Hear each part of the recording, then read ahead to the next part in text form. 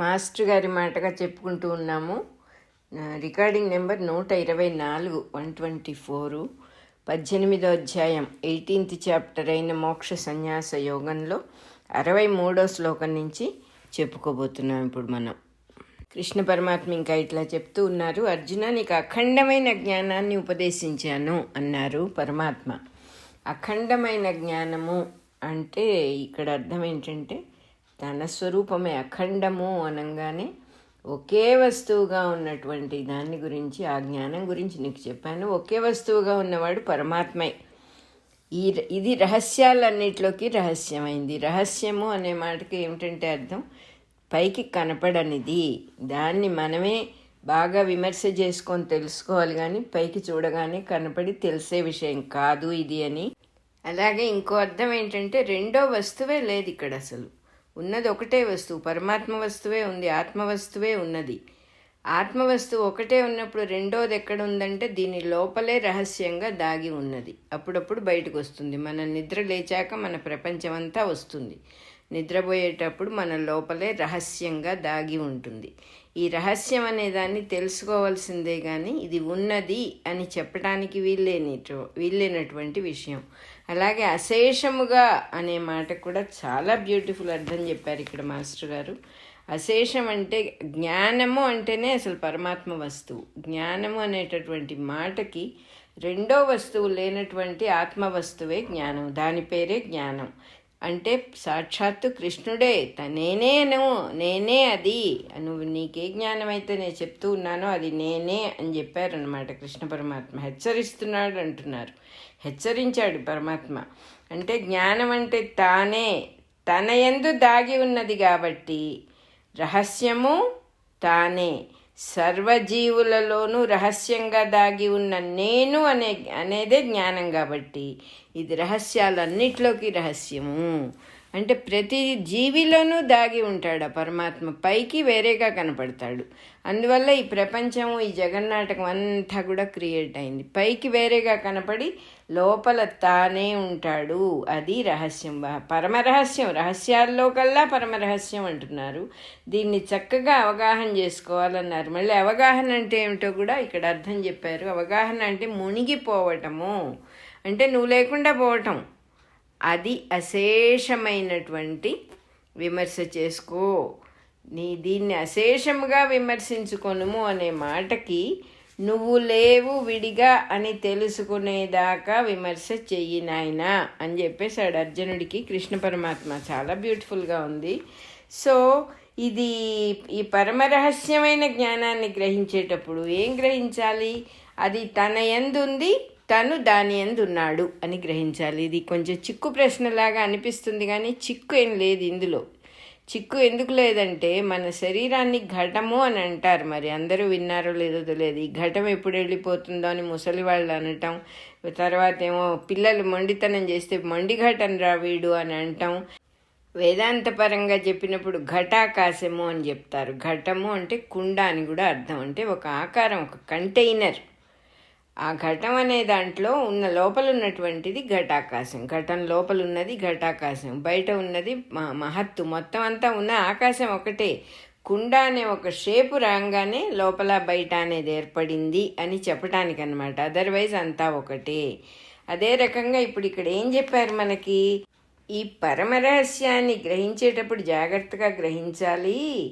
ఎలాగంటే ఈ జ్ఞానము తన యందున్నదని, తాను జ్ఞానమునందున్నానని దర్శనం కావాలట. ఈ జ్ఞానమంతా కూడా ఆత్మవస్తువు అనే జ్ఞానమంతా నాలో ఉంది ఫుల్గా. అదే రకంగా నేను మళ్ళీ ఆత్మవస్తువు అనే జ్ఞానంలోనే ఉన్నాను అని గ్రహించాలట. అంటే అది అనుభూతిగా, అది తనే అయినట్టుగా దర్శనం, ఎక్స్పీరియన్స్ అవ్వాలి. అంతేగాని గ్రహిస్తూ ఉన్న తాను వేరుగా ఉన్నట్లు భావన రానివ్వకూడదు. అంతా తానే, లోపల బయట. అంతర్బహిశ్చత సర్వం అన్నారు. లోపల బయట అనే తేడా లేకుండా కేవలం ఘటం ఒక్కటే, కుండ ఒక్కటే అడ్డంగా ఉంది తప్ప లోపల బయట ఒకే విధంగా ఉంది. లోపల బయట అనే తేడా కూడా ఈ కుండ వల్లే వచ్చింది తప్ప, ఈ దేహం వల్లే వచ్చింది తప్ప లోపల బయట అని రెండు లేవు అని గట్టిగా గ్రహించాలి.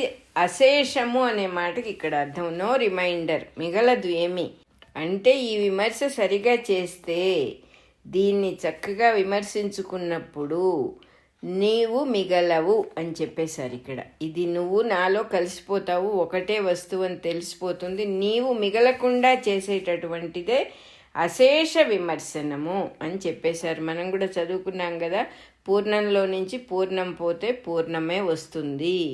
ఎప్పుడైతే విషయాన్ని అశేషంగా గ్రహిస్తామో అప్పుడు మనం ఉండము, నీవు ఉండవు కాబట్టి కర్త అనే భావరూపమైన అహంకారం మిగిలి ఉండదు నీలో. చేసేవాడు విడిగా ఉండడు. అంతేకాకుండా తన ఇచ్ఛ దేవుడి ఇచ్ఛ అని రెండు ఉండవు, అక్కడ జరిగేది ఒకటే ఉంటుంది.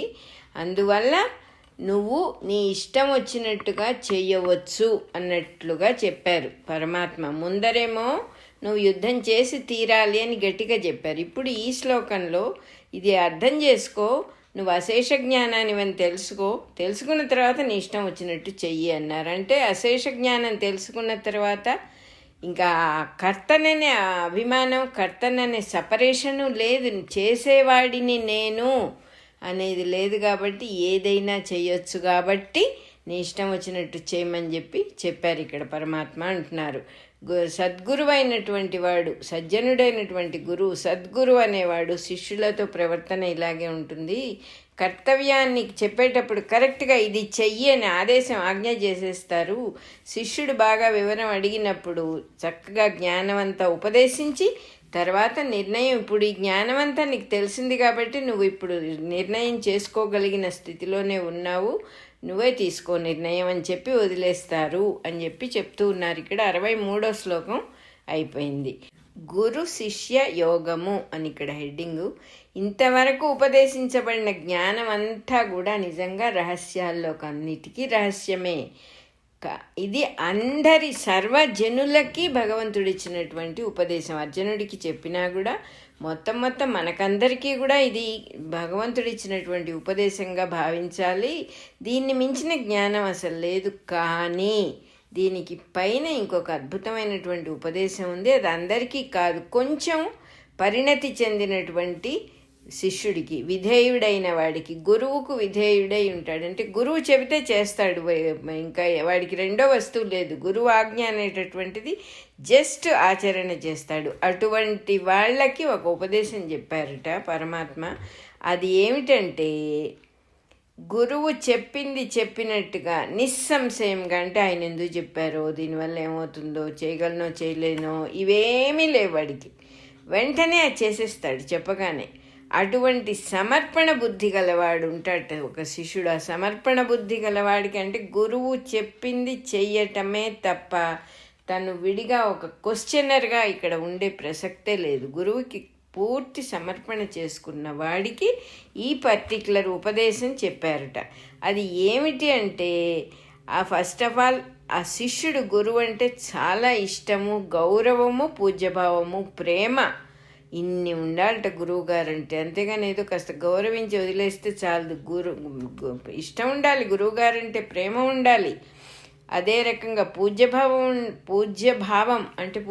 అంటే ఆయన్ని పూజించదగినవాడు నా గురువు అనేటటువంటి భావం ఉండాలి. అంతేకాకుండా గురువు చెప్తే వెంటనే చేసేటటువంటి సంకల్పం చెదిరిపోకుండా దృఢంగా ఉండాలి. గట్టి సంకల్పం అంటే ఓసారి వింటాడు ఓసారి వినడు, ఆయన చెప్పినా కూడా అనేది కాదు. ఆయన చెప్పారంటే చెయ్యటమైన దృఢ సంకల్పం, గట్టి సంకల్పాన్ని, చెదిరిపోని సంకల్పాన్ని ధైర్యంగా వహించుంటాడట.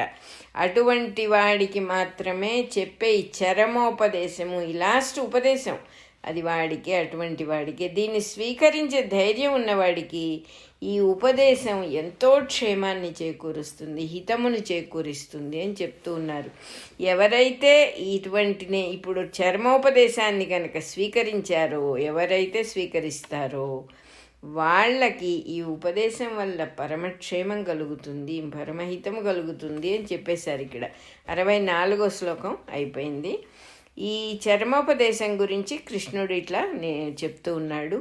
నీ మనస్సు నాకు అర్పణ చేసేసేయి అంటే ఇంత వివరం ఎందుకు చెప్పాల్సి వచ్చిందంటే చెప్పిన పని చేసేస్తాడు, గురువుగారు చెప్పిన పని చేసేస్తాడు అంటే చేయటం కూడా చేత కావాలి కదా, ఆ అర్హత ఉండాలి. ఇప్పుడు నువ్వు నాకు అర్పణ చేసుకుంటే ఏం చేయాలి నేను అనేది ఎట్లా తెలుస్తుంది? మాట బాగానే ఉంది, అందుకని ఒక స్థాయిలో ఉన్న శిష్యుడికే ఇది సద్గురువు చెప్పేటటువంటిది అని చెప్పారు.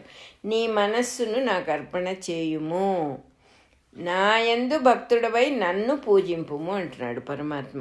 నీ మనస్సు అంతా నాకు ఇచ్చేసేయి, నా భక్తుడివైపో, నన్నే పూజ చేయి, నన్ను యజ్ఞమూర్తిగా ఆరాధించు, నీ సమస్తాన్ని నాకు సమర్పణ చేయి, అప్పుడు నన్ను నీవు నీవాడుగా పొందుతావు. నీవు నా యందు ఇష్టడవని నేను నాకు నీకంటే ఇష్టమైన వాడు ఇంకోడు ఉండడు, నా దృష్టిలో నువ్వే నాకు ఇష్టమైన వాడివి అని చెప్పారు ఇక్కడ పరమాత్మ. ఎవరంటే ఇష్టంట? పూర్తిగా సమర్పణ చేసుకున్న వాడికి, పూర్తిగా మనస్సు నర్పించిన వాడికి ఆ భగవంతుడే సాక్షాత్తు యజ్ఞమూర్తి. యజ్ఞమూర్తి అంటే యజ్ఞార్థ కర్మగానే జరుగుతోంది సృష్టి అంతా, ఏ ఫలాపేక్షతో జరగట్లా, ఆయనే అది చేసేవాడే యజ్ఞమూర్తి అనేటటువంటి దృష్టితో నువ్వు నన్ను పూర్తిగా నాకు సమర్పణ అయిపోయినప్పుడు నువ్వు నాకు చాలా ఇష్టమైన వాడివిగా ఉంటావు అని చెప్పారు పరమాత్మ.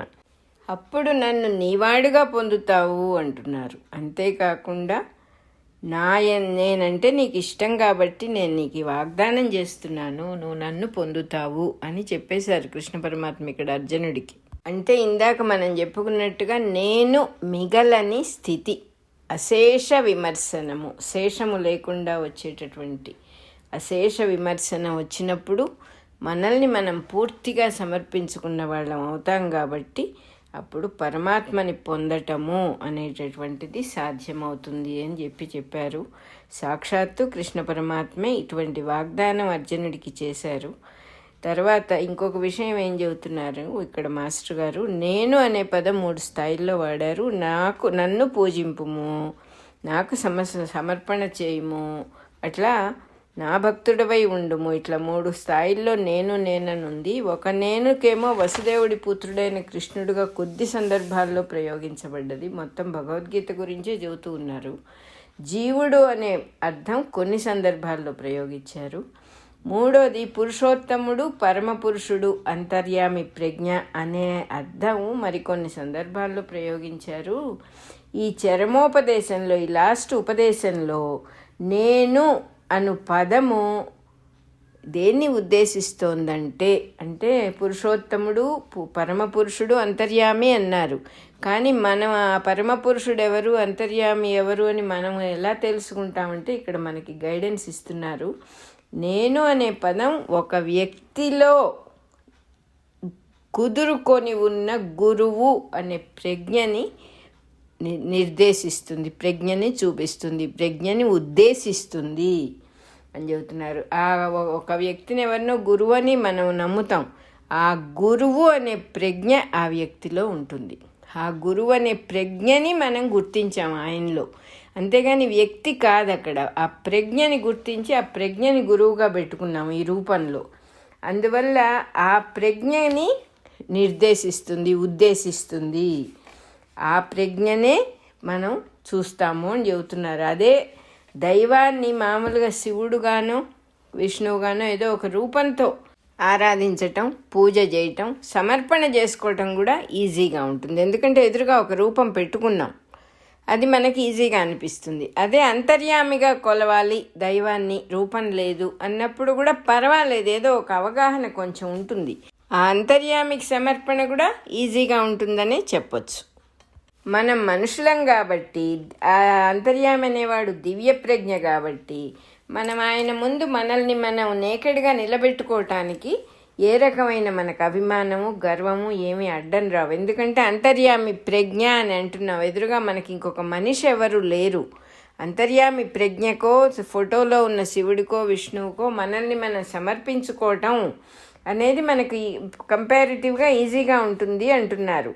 మరి అట్లాంటప్పుడు ఎంత గొప్పవాడైన వ్యక్తి ముందరైనా మనంగా వెళ్ళి చెప్పటానికి అభిమానం అడ్డం వస్తుంది మనకి. నన్ను నేను మీకు సమర్పించుకుంటున్నాను స్వామి, నేను ఈ పాపాలు చేశాను, ఈ తప్పులు చేశాను అనేటటువంటి మాట చెప్పటం, ఆ శరణాగతి చేయటం, ఒక వ్యక్తిని పూజించటం కొంచెం మనకి అంత కంఫర్టబుల్గా ఉండదు, కాంప్లెక్స్గా ఉంటుంది అంటున్నారు. దాన్ని గనక ఆ కాంప్లెక్స్ని ఓవర్కమ్ చేయాలంటే ఒక వ్యక్తిలో ఉన్న ఈశ్వరుణ్ణి అంగీకరించాలి.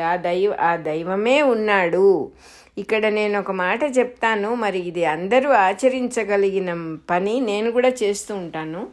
ఇప్పుడు మనకు ఒక వ్యక్తితో ఏదో కొంచెం సరిగా లేదు, ఏ వ్యక్తి అయినా అవ్వచ్చు, భార్య కావచ్చు, భర్త కావచ్చు, పిల్లలు కావచ్చు, ఎవరైనా అవ్వచ్చు, ఆఫీసులో ఎవరైనా అవ్వచ్చు.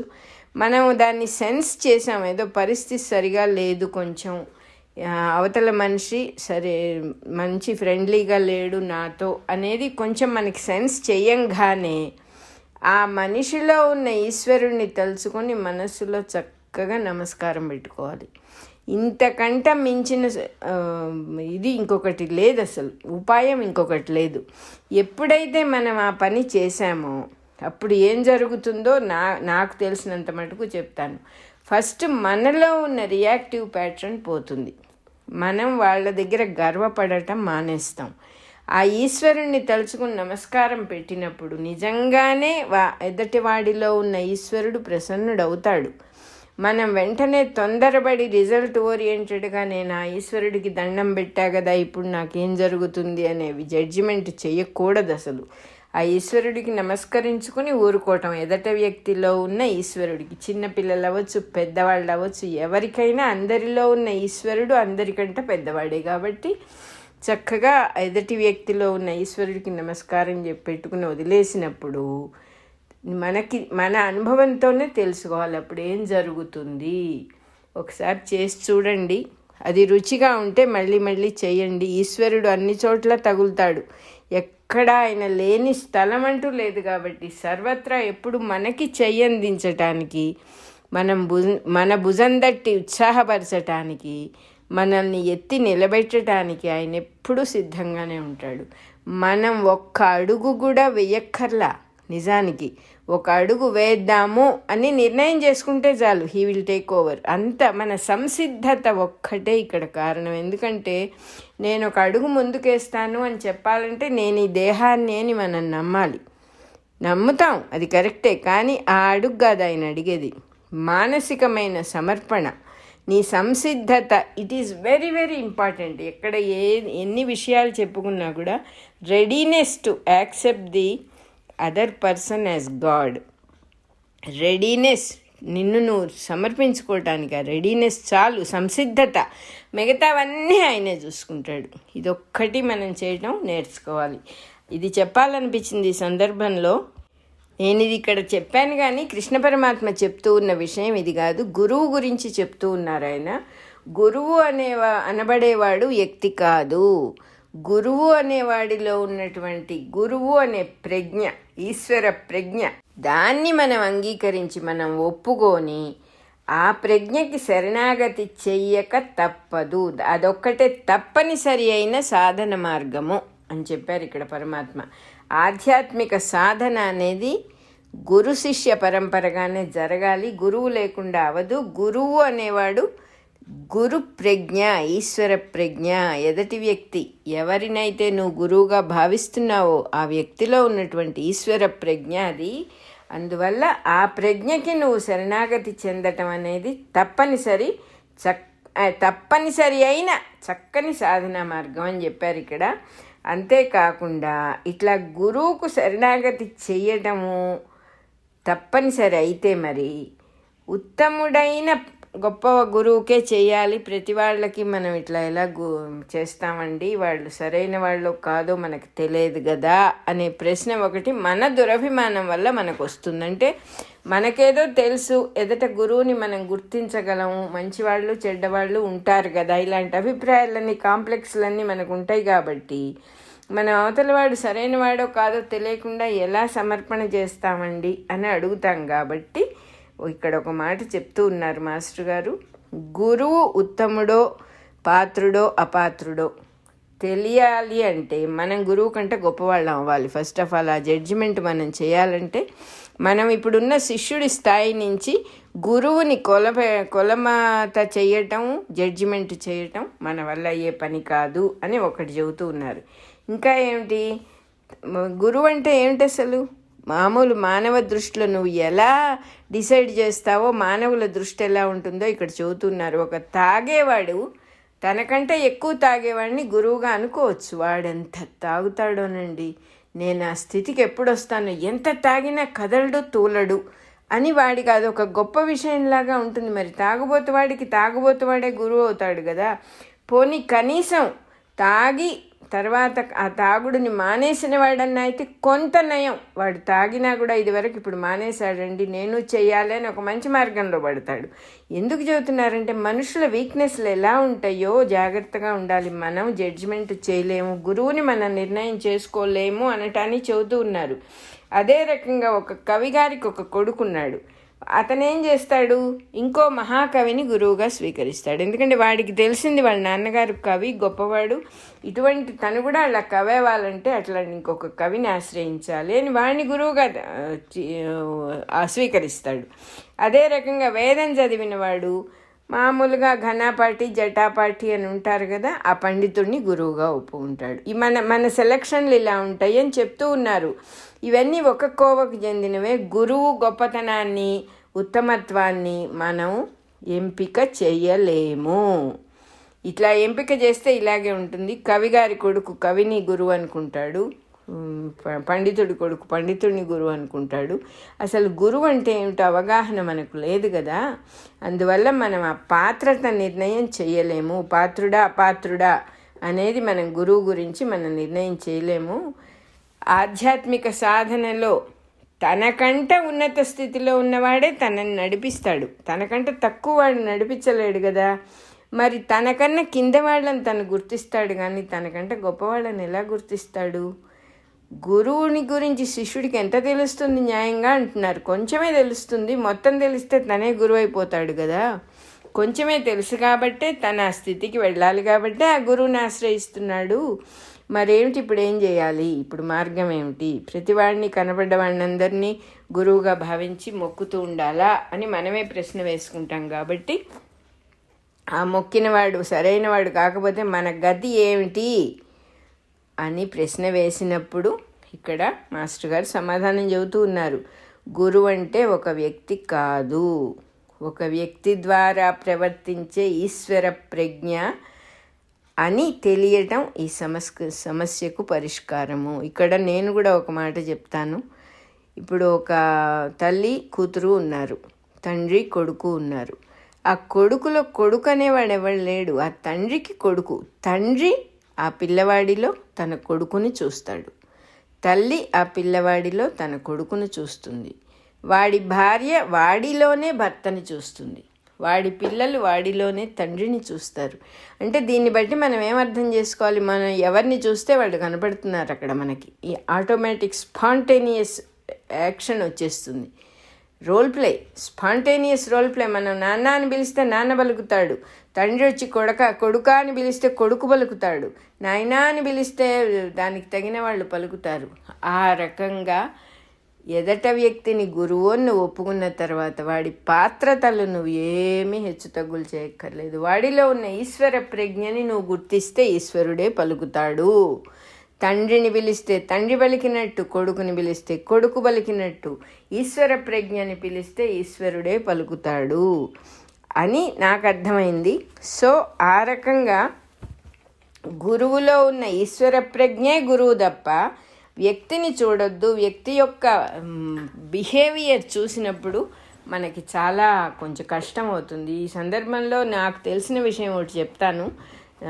పరమహంస యోగానంద గారి దగ్గరికి ఒక శిష్యుడు వస్తాడు, రాబర్ట్ యాడమ్స్ అని చెప్పి, నన్ను శిష్యుడిగా చేసుకోమంటే, నేను కాదు నీ గురువుని, కొన్నాళ్ళు ఉండి ఇక్కడ ఉండి తర్వాత వెళ్దు కానీ, ఇండియా వెళ్ళి రమణ మహర్షి నీ గురువు, ఆయన్ని కలుద్దు కానివి, కానీ నువ్వు నాకు ఒక ప్రామిస్ చెయ్యి అని అడుగుతారు పరమహంస యోగానంద గారు. ఏమిటి అంటే, నా ప్రవర్తనలో ఇక్కడ నువ్వు ఉన్నంతకాలం ఏ లోపాలు కనపడినా నువ్వు పట్టించుకోవద్దు అని చెప్తారు. ఎందుకంటే గురువు ప్రవర్తనలో లోపాలు కనపడినప్పుడు శిష్యుడు పాడైపోతాడు, వాడికి ఉన్నతికి మార్గం ఉండదు. ప్రామిస్ తీసుకుంటారు ఆయన, నా ప్రవర్తనలో కనిపించే లోపాలు నువ్వు పట్టించుకోవద్దు, నీకు కనపడవచ్చు అని చెప్తారు. అట్లాగే మిగతా శిష్యులందరూ కూడా మాట్లాడుకోవటం అవన్నీ తెలుస్తాయి మనకేమిటి, గురువుగారు ఇలా ఎందుకు చేశారు, గురువుగారు అలా ఎందుకు చేశారు. ఎందుకంటే గురువులో లోపాలు ఎన్నినప్పుడు ఆ గురువు అనేటటువంటి ప్రజ్ఞ స్పందించదు. గురువుకి ఎందుకు లోపం ఉంటుంది? ఈశ్వర ప్రజ్ఞలో లోపాలు ఉంటాయి, ఆ జీవ ప్రజ్ఞలో ఉంటాయి. కానీ మనం చూడవలసింది ఈశ్వర ప్రజ్ఞని అని ఇక్కడ గట్టిగా చెప్తూ ఉన్నారు.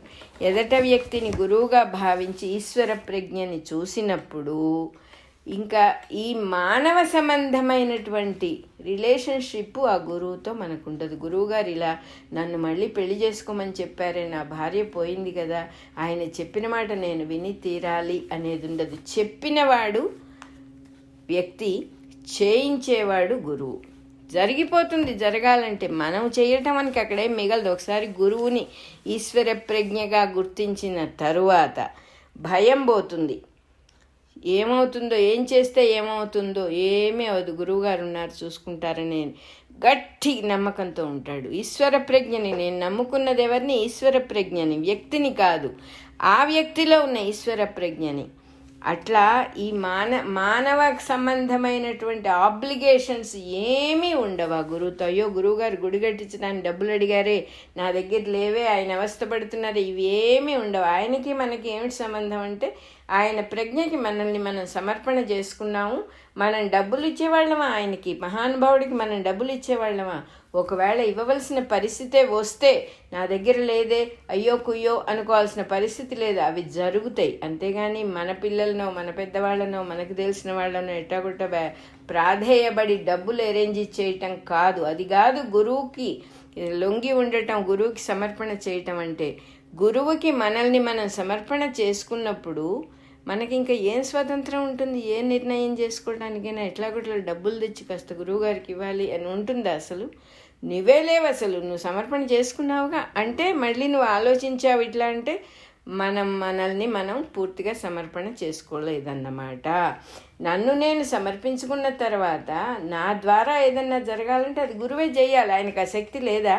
ఆయనకు ఆ శక్తి లేకపోతే నేనెందుకు సమర్పణ చేసుకుంటాను? ఆయనలో ఉన్న ఈశ్వర ప్రజ్ఞకే నన్ను నేను సమర్పణ చేసుకున్నాను. ఆ ఈశ్వర ప్రజ్ఞకి అవని పని, జరగని పని, చెయ్యలేని పని అనేది ఉండదు అని మనం గట్టిగా తెలుసుకొని ఆ ఈశ్వర ప్రజ్ఞకి, అందుకనే ఇక్కడ చరమోపదేశం అందరికీ కాదు. ఈ చక్కని కాన్ఫిడెన్సు, చక్కని సూటిగా తెలుసుకున్న విషయాన్ని ఆచరణలో పెట్టడం, భయం లేకుండా గురువు యందు భక్తి మాత్రము ఉండటం.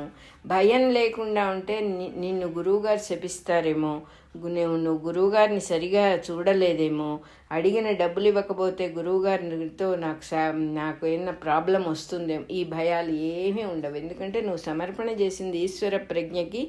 ఈశ్వరుడికి నీ దగ్గర నుంచి వేరే ఏమీ అక్కర్లేదు.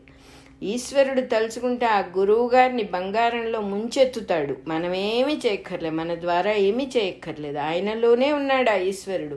ఆ ఈశ్వర ప్రజ్ఞకే మనం సరెండర్ అయింది. అంతగా మనకి ఏదైనా ఆయనకు సహాయం చేయాలి. అయ్యో గురువుగారు ఇబ్బంది పడుతున్నారు, గురువుగారు ఆరోగ్యం బాగాలేదు, ఆయన ఆసుపత్రికి తీసుకెళ్ళి అమెరికా తీసుకుపోయి మంచి వైద్యం చేయిద్దాం, ఇవి కాదు ఐడియాలు. ఆయనకు ఆరోగ్యం సరిగ్గా లేదు కాబట్టి, ఆయన పరిస్థితి సరిగ్గా లేదు కాబట్టి, ఆయనలో ఈశ్వరుడుగా ఉన్న ప్రజ్ఞకి నమస్కారం పెట్టుకుని, తండ్రి నువ్వు అక్కడే ఉన్నావు, నువ్వే చూసుకోవాలి, నిన్ను మించిన వాళ్ళు ఎవరున్నారు, నిన్ను మించి ఎవరు సహాయం చేస్తారని మనం ఒక నమస్కారం చేసుకొని, ఆ గురువు అనే భావం, మనలో ఉన్న భావాన్ని కూడా ఆ ఈశ్వర ప్రజ్ఞకి సమర్పణ చేయటమే. ఆ గురువు గారికి సరిగా లేదు అని మనలో ఉన్న భావాన్ని ఆ ఈశ్వర ప్రజ్ఞకి సమర్పణ చేయటమే. ఏదో సహాయం చేయాలి గురువుగారికి అనే తహతహని ఆ ఈశ్వర ప్రజ్ఞకి సమర్పణ చేయటమే. అది చెబుతున్నారు ఇక్కడ. నిన్ను నువ్వు ఖాళీ చేసుకుంటూ ఉండు, నువ్వు మళ్ళీ బరువులు నెత్తి మీదకి ఎత్తుకోవాక, నీ వల్ల కాదు, నీ వల్ల కాదని కదా గురువు దగ్గరికి వచ్చావు, మళ్ళీ ఇక్కడికి వచ్చి ఇక్కడ ఇంకొక సంసారాన్ని తయారు చేసుకుంటున్నావు కదా, నీకు అంత మాత్రం తెలియటం లేదా అంటున్నారు. ఇట్లా ఇంకా మార్గం ఏమిటి మరి? పరిష్కారానికి మార్గం ఏమిటి అంటే ఈశ్వర ప్రజ్ఞ, వ్యక్తి ద్వారా ప్రసరించే ఈశ్వర ప్రజ్ఞే గురువు తప్ప ఇక్కడ ఒక మనిషి కాదు, ఒక వ్యక్తి కాదు అని చెప్తూ ఉన్నారు. అసలు గురువు అనేటటువంటి వాడికి శిష్యుడి దగ్గర నుంచి ఏదైనా కావాలంటే ఆయన గురువు ఎలా అవుతాడు? అందువల్ల అది సరైన పద్ధతి కాదు. శిష్యుడి నుంచి సద్గురువు ఏమీ కోరడు, అతన్ని ఉద్ధరించటానికి కూడా ఏమీ కోరడు. ఒకవేళ గురువు కోరవలసిన పరిస్థితి వస్తే నేను చెప్తూ ఉన్నాను, మన పాపాలని కోరుతాడు, మనం చేసిన చెడ్డ పనులని సమర్పించమని అడుగుతాడు. ఆ సందర్భాలు ఉన్నాయి. రమణ మహర్షి దగ్గరికి ఆయన స్నేహితుడు వెళ్ళి నేను చాలా పాపాలు చేశానని బాధపడతాడు. స్నేహితుడు అంటే స్కూల్లో చదువుకున్నారు ఇద్దరు కలిసి.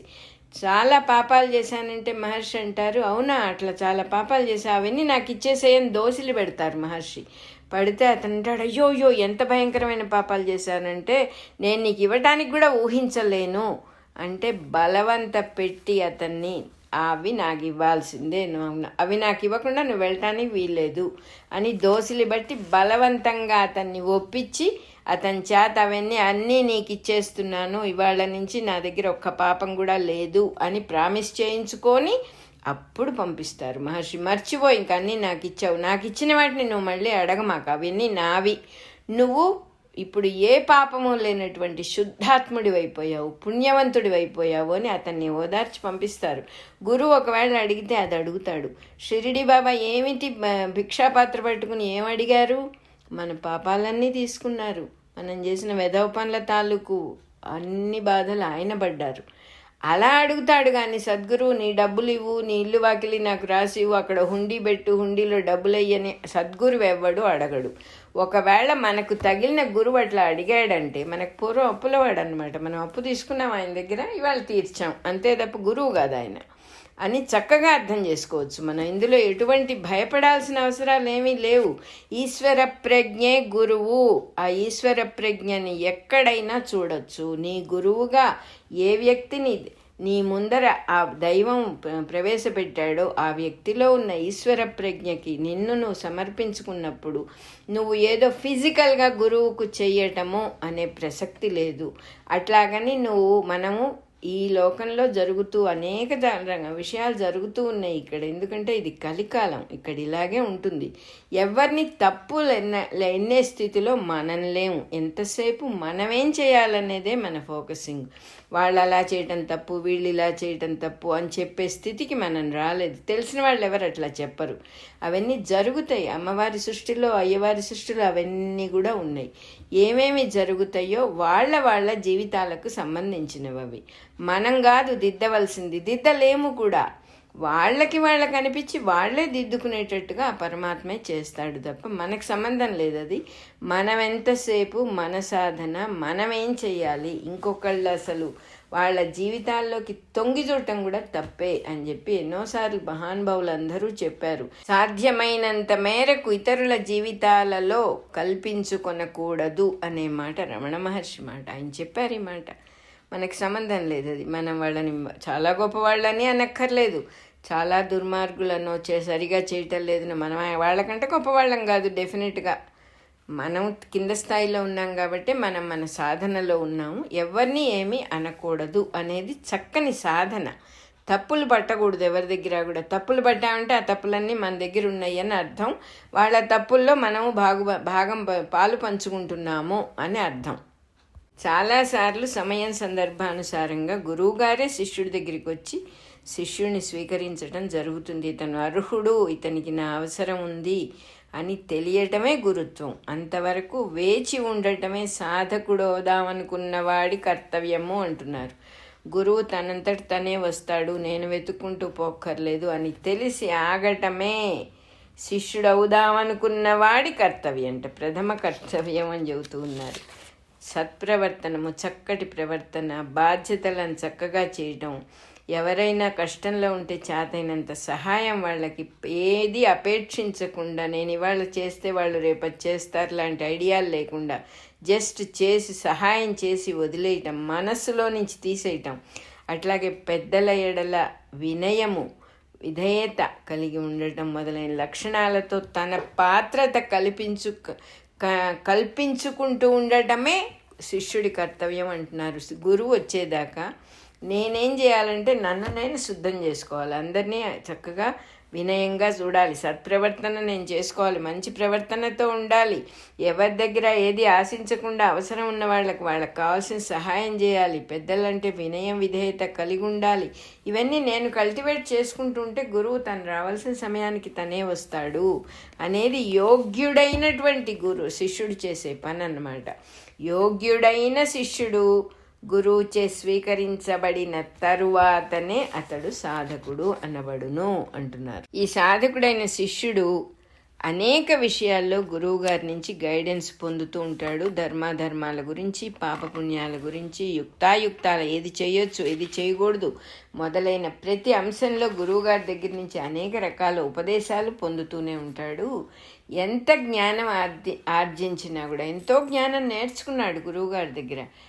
తన కర్తవ్య నిర్ణయం చేసేటప్పుడు తన స్వభావం ప్రకారమే ఉంటుంది కాబట్టి కొద్దో గొప్ప ఆ స్వభావం రిఫ్లెక్ట్ అవుతుంది, తప్పదు. దాంట్లో తన స్వభావము అనే సాలె గూటి నుంచి తప్పించుకోవాలంటే ప్రత్యక్షంగా గురువుకి శరణాగతి చెయ్యక తప్పదు అని చెప్పి చెబుతూ ఉన్నారు. ఇది తన స్వభావము అనే దాంట్లో ఇరుక్కున్నప్పుడు ఏమవుతుందంటే అందరము ఇరుక్కునే ఉంటాం. ఇందులో బయటపడిన వాళ్ళు ఎవరము లేము. ఇక్కడ అది ఇరుక్కొని ఉన్నప్పుడు పొరపాట్లు చేస్తాం. పొరపాట్లు చేసుకుంటూ ఉంటే సాధన ప్రగతి ఎట్లా వస్తుంది, సాధన ఎలా ఇంప్రూవ్ అవుతుంది? అందువల్ల ఫస్ట్ ప్రత్యక్షంగా గురువుకి శరణాగతి చేసి తీరాలి. తన మనస్సును గురువుకు అర్పించేసేయాలి. ఫస్ట్ నాయన తండ్రి నువ్వే నా మనస్సును చూసుకోవాలి, నా మనస్సులో ఏ ఊహలు వచ్చినా మంచి చెడు అని నేను ఇంకా నిర్ణయం చేయను, అవన్నీ నీకు సంబంధించినవి తండ్రి, ఇవన్నీ నువ్వు చూసుకోవాలని ప్రతిదీ గురువుకు సమర్పించాలి. అంటే ఏమిటో కూడా చెబుతున్నారు. లోపల పుట్టే భావాలన్నిటినీ గురువుకి చెప్పుకుంటూ ఉండాలట. గురువునే దైవంగా భావించి పూజించాలట. ఆశ్చర్యంగా ఉంటుంది ఇవన్నీ కూడా వింటూ ఉంటే. అలా చేయటం కూడా సంభవమా? ఎదురుగా ఒక మనిషి గురువుగా ఉన్నప్పుడు మనల్ని మనం అర్పించుకొని మన లోపల నాకు ఇలా అనిపించింది గురువు గారు, నాకు ఇవాళ నేను వాడిని తిట్టుకున్నాను తెలియలేదు నాకు, ఇలా చెప్పగలమా మనం? అంత అర్హత కావాలి శిష్యుడికి. అర్హుడైన శిష్యుడు అంటున్నారు. అందువల్లనే అర్హత సంపాదించుకుంటే కానీ యోగ్యుడైన శిష్యుడు. యోగ్యత సంపాదించుకోవాల్సిన అవసరం ఉంది. ఏమిటా యోగ్యత అంటే అవసరమైతే గురువుకు ఎదురుగా నిల్చొని తన మనసులో వచ్చిన భావాలని చెప్పగలగాలట. గురువుగారికి ఎట్లాగూ స్వార్థం ఉండదు కాబట్టి, ఆయన జీవితం యజ్ఞార్థమే కాబట్టి, అంటే సెల్ఫ్లెస్గా ఉంటాడు గురువు. ఆయననే యజ్ఞస్వరూపుడు అనుకొని ఆరాధించాలి, అర్చించాలి. ఆయన తనలో ఉన్న భావ వికారాలన్నీ పోవాలంటే, తనలో ఉన్న లోపాలన్నీ, మనలో ఉన్న లోపాలు పోవాలి. మనం ఏమన్నా గురువుని దిద్దగల గొప్పతనం వచ్చిందా మనకి? మనలో ఉన్న లోపాలు పోవాలంటే మాటి మాటికి గురువు గారికి సాష్టాంగ నమస్కారం చేస్తూనే ఉండాలి అని చెప్పారు ఇక్కడ. అలాగే ఇట్లా సాధన చేసేవాడు, సిన్సియర్గా సాధన చేస్తూ ఉన్న యోగ్యుడైన శిష్యుడు గురువుని తనవాడుగా తప్పకుండా పొందుతాడు. ఎందుకంటే గురువు ప్రజ్ఞని అనుసరిస్తున్నాడు కాబట్టి ఆ ప్రజ్ఞ తన ప్రజ్ఞగా వికసిస్తుంది అని చెప్పారు ఇక్కడ. తన గురువు మీద భక్తి ప్రపత్తులుండి ఆ ప్రజ్ఞలో నివసించేవాడికి గురువు ప్రజ్ఞ తన యందు ఉండటంలో ఆశ్చర్యం లేదు, తప్పకుండా జరుగుతుంది అది. అట్లాగే గురువులో తానున్నంత కాలము తన యందు గురువు ఉంటాడు. అంటే నువ్వు నన్ను తలుచుకుంటే నేను నీలో ఉంటాను అని అర్థం. దైవాన్నే తలుచుకోకపోతే, గురువునే తలుచుకొని నమస్కారం చేయకపోతే ఎక్కడుంటాడు గురువు? స్మరించినప్పుడు ఉండుట, స్మరింపనప్పుడు ఉండకుండుట కూడా దైవ లక్షణమే అని చెప్తూ ఉన్నారు ఇక్కడ. 65వ శ్లోకం అయిపోయింది. ఇక్కడ ఇంకో విషయం చెప్తూ ఉన్నారు. యోగ్యుడైన శిష్యుడు కాబట్టి, యోగ్యుడైన శిష్యుడు అనేక ధర్మాల్ని ఆచరిస్తూ ఉండాలి. ఇప్పటి వరకు ధర్మపరుడుగా ఉండి తన కర్తవ్యాలన్నీ చేస్తూ ఎన్నో ధర్మాలు ఆచరిస్తూ ఉండాలి. కాబట్టి పరమాత్మ అతనికి మాత్రమే ఈ విషయం చెబుతున్నారు, మనకందరికీ చెప్పటం లేదు అని ముందే ఇక్కడ క్లియర్ చేశారు. యోగ్యుడైన శిష్యుడికి మాత్రమే నా చరమోపదేశము అని చెప్పారు. ఆ యోగ్యుడైన శిష్యుడికి ఏం చెబుతూ ఉన్నారంటే, నీవెరిగిన ధర్మాలు, నువ్వు ఇన్నాళ్ళు ఏ ధర్మాలు చేస్తున్నావు, ఏ పనులు చేస్తున్నావు, ఏ మంచి విషయాలు అనుకుని అనుసరిస్తున్నావు, అవి అన్నీ కూడా పరిత్యజించేసేయి, వదిలేసేయి. నువ్వు ఇన్నాళ్ళు ఆచరిస్తూ ఉన్న ధర్మాలన్నిటినీ వదిలేసేయి. నన్నొక్కడినే శరణు వేడుకో. నేనొక్కడిని చాలు నిన్ను రక్షించటానికి. ఏ ధర్మము నిన్ను ఇంకా రక్షించాల్సిన అవసరం లేదు. నువ్వు నన్ను సర్వధర్మాన్ పరిత్యజ్య మామేకం శరణం వ్రజ అని నన్నొక్కడనే నువ్వు శరణు పొందు. అప్పుడు నిన్ను సర్వ పాపాల నుంచి నేను తప్పిస్తాను. ఇంకా ఏ ధర్మము నీకు అవసరం లేదు. నీకెట్లాగూ పాప స్పర్శ లేదు కాబట్టి అసలు దుఃఖం నీకు కలగదు. ఎట్లాగూ నువ్వు యోగ్యుడైన శిష్యుడివి కాబట్టి నీకు దుఃఖం వచ్చే ప్రసక్తే లేదు అనేది ఈ చరమోపదేశంలో 2వ భాగము అంటున్నారు. కాబట్టి ధర్మాల్ని పరిత్యజించటము అంటే అధర్మాన్ని ఆశ్రయించటం కాదు. కర్తవ్య నిర్ణయంలో ధర్మాధర్మ వివేచన చేసేటప్పుడు తను చెయ్యటం మానేయాలట. కర్తవ్య నిర్ణయం తను చెయ్యడు, జరుగుతుంది, జరిగేదాన్ని ఆమోదిస్తాడు. దానిని నిర్ణయించే అధికారం పరమాత్మకు వదిలేస్తాడు, అంటే సన్యసిస్తాడు. ఆ పైన ఆచరించటానికి కానీ మానటానికి కానీ తన నిర్ణయం అంటూ ఏమీ ఉండదు అని చెబుతున్నారు. గురువులో ఉన్న నేను అనేటటువంటి దైవ ప్రజ్ఞ యందు శరణు పొందటం అంటే ఇదే. భౌతికంగా ఒక వ్యక్తిని గురువుగా ఒప్పుకొని ఆ గురువులో ఉన్నటువంటి గురువు అనే ప్రజ్ఞకి శరణాగతి చెయ్యాలి. ఎంతటి గురువులోనైనా లోపాలు ఉంటాయి, ఎందుకంటే మానవులే కదా అందరూ. కాకపోయినా ఒకవేళ ఏ లోపాలు లేకపోయినా శిష్యుడి అల్పత్వాన్ని బట్టి మనలో ఉన్న లోపాలు ఎదుటి వాళ్ళల్లో కనపడతాయి. మనకి లోపాలు కనపడతాయి. లోపాలనే గుణం మనలో ఉంటుంది. అందువల్ల ఏది చూస్తే అదే కనబడతాయి మనకి. మంచి విషయాలు చూస్తే మంచివి కనబడతాయి, చెడువి చూస్తే చెడువి కనబడతాయి. ఆ లోపాలు కనిపించడానికి అవకాశం ఉంది. అప్పుడు ఏమిటి నాకు ఇలా చెప్పారు, ఆయన ఇలా చేస్తున్నారు అనే ప్రశ్న రావటానికి అవకాశం ఉంది. అందువల్ల భౌతికంగా ఉన్న గురువులో ఉన్న గురుత్వాన్ని అంటే నేను అని ప్రజ్ఞనే శరణు వేడాలి తప్ప గురువు స్వభావాన్ని, గురువు ప్రవర్తనని, గురువు లక్షణాలని చూడకూడదు. అది దైవ ప్రజ్ఞ, అది గురు ప్రజ్ఞ. ఆ గురు ప్రజ్ఞకి నువ్వు శరణాగతి చేసినప్పుడు చిట్ట చివరి బంధం కూడా నీకు పడిపోతుంది. అన్ని జీవులలో ఉన్న నేను అనే దైవ ప్రజ్ఞని దర్శనం చేయడం చేతవుతుంది అని చెప్పేశారు ఇక్కడ పరమాత్మ. నువ్వు ఒక గురువులో చూడటం నేర్చుకో, నేను మిగతా అందరిలో నీకు చూపించేస్తాను, నన్ను నేను నీకు చూపిస్తాను అంటున్నారు పరమాత్మ. ఒక గురువులో ఏ కల్మషము లేకుండా, ఆయనను లోపాలు ఎన్నకుండా ఆయనలో ఉన్న దైవ ప్రజ్ఞని సూటిగా చూడటం నేర్చుకో. నేను నీకు అందరిలో ఉన్న నన్ను నేను నీకు చూపిస్తాను. ఇంతకంటే మనకేం కావాలి? ఈ దర్శనం చేయిస్తాను, దైవ దర్శనాన్ని చేయిస్తాను సర్వత్రా అని చెప్పారు పరమాత్మ.